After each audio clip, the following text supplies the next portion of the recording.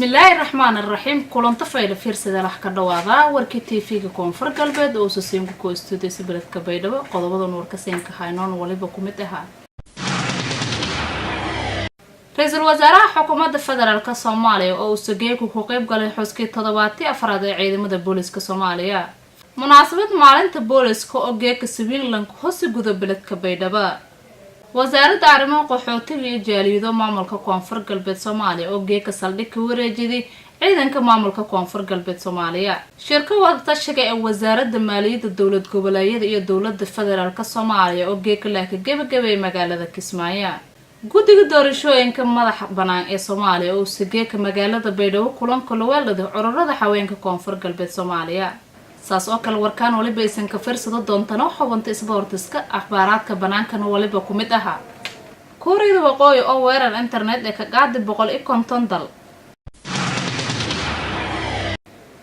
antaas waliba hayana qodobada warkaanka door karoon haddana waxa ka dhawaada warkii oo shalbasan